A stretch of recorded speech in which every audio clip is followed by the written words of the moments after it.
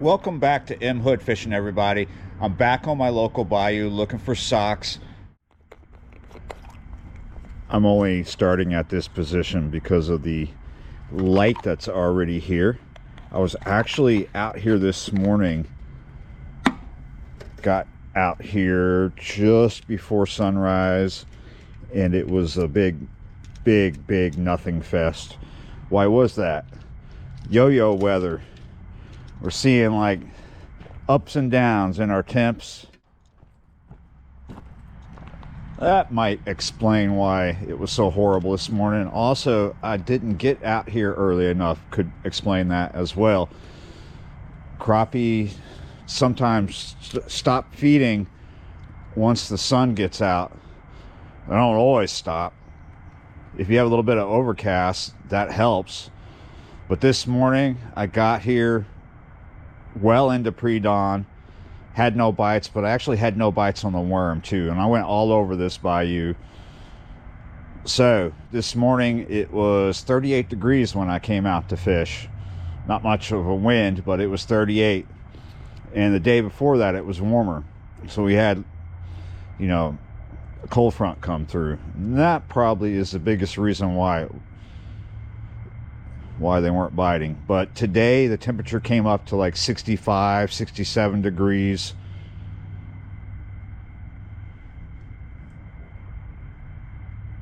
Almost lost my train of thought. Thought I was getting a bite as I bring this through this spoogy bit of garbage here. So it's supposed to get down to 45 degrees tonight, and similar thing tomorrow, 60s, and then get really chilly, like lower 40s, and then Tuesday stay in the 50s and then drop down at night into the 20s. Definitely what I would call yo-yo weather.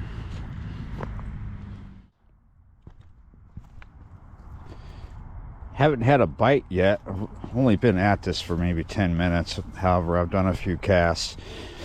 I'm wondering if I'm going to end up bebopping all over the place searching. Before I leave, I'm gonna really give this area a good try, because it was so good to me a few days ago.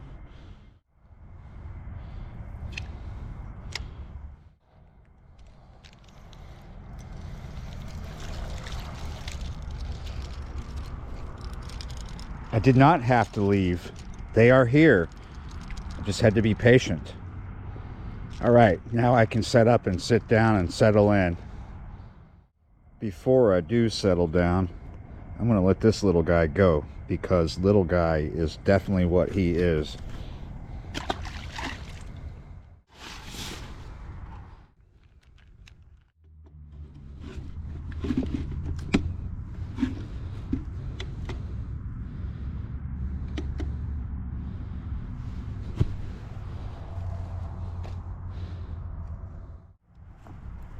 Pretty happy that I now feel confident I do not have to be bebopping all over the place searching. Pretty sure I'm going to be able to catch more here. I'm not going to exclusively fish in this light, but I'm going to run it. I just hope people don't complain we're near houses. This is the hair jig I caught on. I've been using it a lot. This is by Kai's Custom Jigs.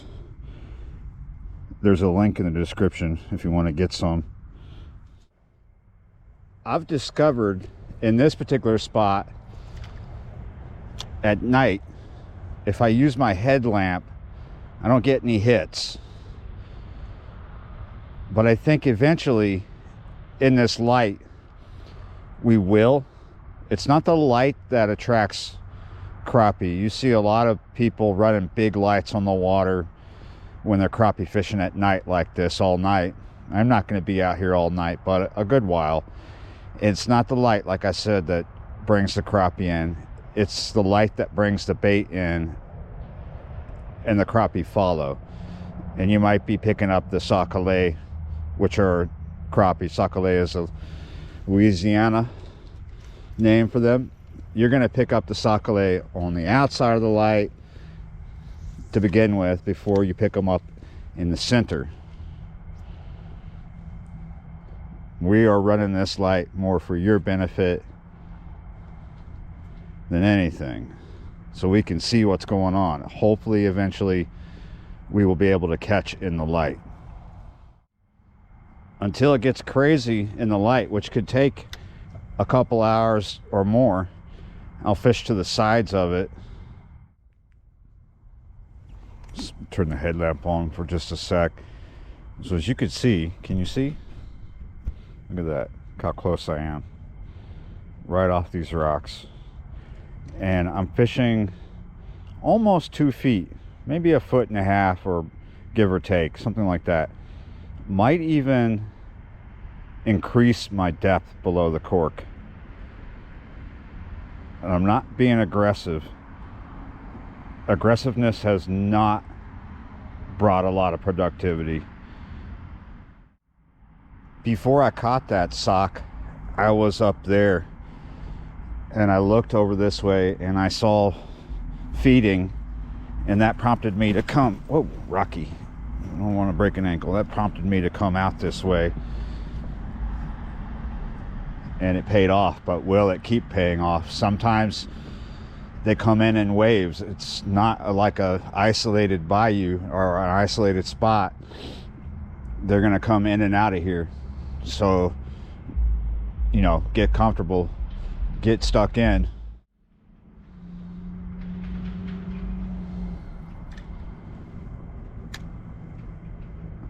I've known a lot of people who have expressed over the years how much they want to catch sockeye or crappie, but each year the season passes them by because they weren't willing to get out and fish for them at the best time to fish for them. You know, maybe at night like this or in really cold weather. They come out around noon, or, you know, just basically in the middle of the day when it's bluebird and the sun's hitting the water and they're fishing from the bank. Other parts of the country, that could work out at certain times. However, down here in southeast Louisiana, on some bits of water, sockeye season can go past you really fast. The bit of it where you're doing good from the bank is what I'm talking about. What they're doing, what these fish are doing, is they're getting ready for their spawn. So this is their pre-spawn feed up, and that's what's prompting them to come so close to the bank. Like I'm getting them 1 foot to 2 feet off the rocks, which is a bit of a drop, right? So they're cruising through there feeding or just hanging out, and as soon as this water temp comes up to a certain temp, that's going to prompt them to get on their beds and start spawning. Now there are people that will tell you, because they tell me, oh, you can catch crappie all year round in that bayou if you go to the deep bits. Possibly, yes. However, you would, on this particular bayou, you would need to be in a yak, a pirogue, a canoe, or some kind of boat you can get on here, because a lot of these deep spots, you're not going to get good access to fish them properly for this fish, because the sides are going to be choked up with weed, or the sides are private property. So for a lot of guys like me, this is a straight up obsession. We'll have just like a fully sleepless January almost. You know, we'll be getting bags under our eyes because we're not really getting proper sleep. And where I'm at, if you got to sleep during the day, it is not a fun ride because it is so loud with traffic and jets and people going rah, rah, rah, rah, rah. Thin walls, you know. It is definitely after 11 now. Early on, actually before ever starting filming, I thought to myself, what should my call point be, you know, when I'm going to tuck tail and go? I was thinking, if it's really, really bad, midnight. I'm only going to go to midnight. It's not great right now, right? It's slow. I've caught one and I've lost one actually off camera, but they were both small. And when you're running a light with the intention of calling fish into it, you know, calling the bait, and then the bigger fish come to eat the bait, that doesn't happen like right after you flip the switch and turn the light on. It takes some time, and we're starting to see some bait in here and some feeding. Gar, a big gar, like a spotted gar, just cruised right through here, and occasionally something gets busted a little bit out there. So probably gonna stay past midnight. Oh, that was a goggle eye.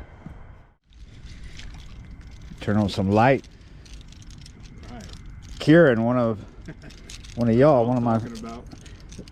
Kieran is a subscriber I met out here, and he stopped by to talk to me. So it's not been going well. This is after midnight, almost like 1:14 in the morning, and I'm starting to get hits again. We're in the area where I'm running the light. There's the light, and there's that little sockeye, which I'm gonna let go because he's way too small. So I had a hit, and we were discussing whether or not it was a sockeye, and I was like, I'm pretty sure it was a sockeye. He was thinking goggle eye. So they're back. This is probably one of those nights where I should have got out for sunset, because they were probably feeding as soon as the sun went down, and then they slowed down. This is one of those nights where they're not heavily feeding all night. And what's going to happen is if I stay out here till about 4, 5 in the morning, that's probably when I'm going to see them hitting even harder. And as soon as that sun gets over the horizon and starts to hit that water a little bit, they're going to start backing off, and they're going to go deep. And once that sun is actually on the water, I've been here too long, because it's been over for a while. Number 3. That's pretty close to a keeper right there, wouldn't you say, Kieran? I'd keep him.